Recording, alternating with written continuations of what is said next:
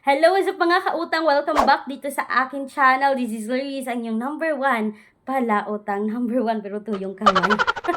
So for today's video mga kautang, no, pag-uusapan natin ngayon yung interest or i-legit check again natin ang interest ng utangan na ito. Sige, balita ko mga kautang na hindi ito 7 days. Wow! Yan yung nakita ko mga kautang. Itong utangan online na ito ay hindi 7 days, kundi ito po ay 15 days sa unang hiram. So, not bad mga kautang no, kung kayo ay first time borrower. Kasi mostly sa mga utangan online ay 7 days repayment. Kaya sa video na to pag-uusapan natin ngayon yung interest ng utangan na ito at kung ma-approve ba ako sa pag-apply dito sa utangan na ito. No? So, pag-uusapan natin ngayon si GoPeso Online Loan App. Mga kautang, si GoPeso Online Loan App ay matagal-tagal na siya sa Google Play Store. Meron siyang 4.4 star at 5K reviews na po mga kautang, no.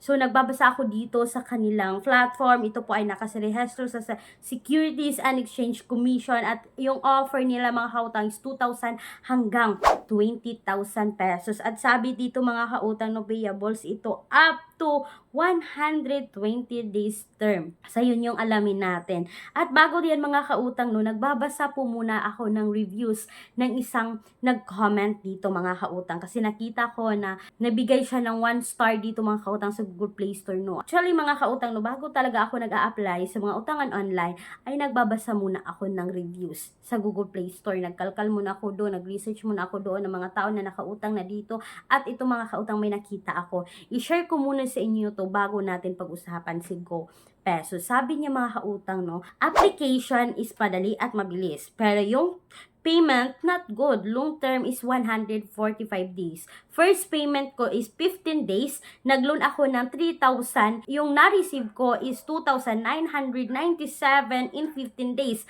And second payment is 3 pesos. High service fee and di mo makuha yung whole amount dahil ibabawas nyon sa service fee. Not recommended. Mas maganda pa rin ang tala, mabilis cash, one hand at bill is.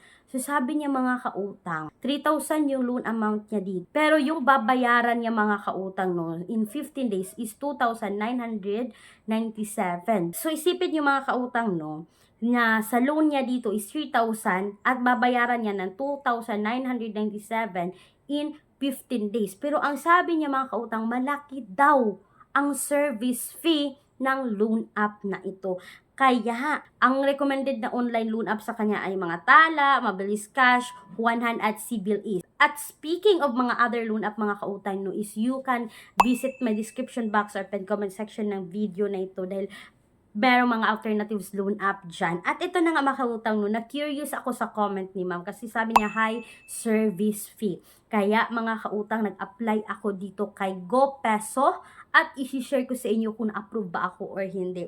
So as usual mga kautang, no, kapag tayo ay umutang sa mga utangan online is kailangan natin mag-install at mag-download sa Google Play Store. Kailangan natin maglagay ng basic information, yung contact information, yung identity information.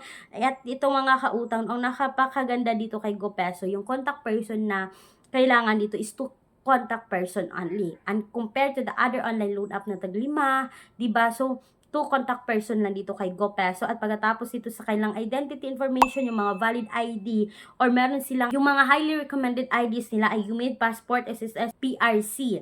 So ito na nga mga kautang yung mga other optional ID nila mga kautang is driver's license, TIN, postal, PhilHealth, national ID, voters ID at pag-ibig.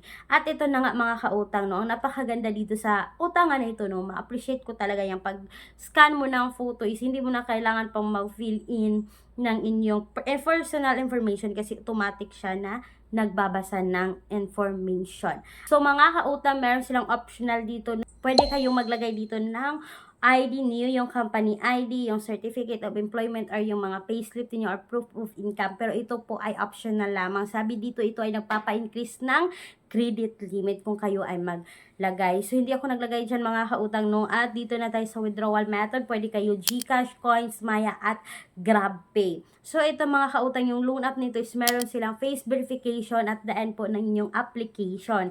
At ito na nga mga kautang, no. Sad to say, hindi po ako na-approve dito kay GoPeso mga kautang.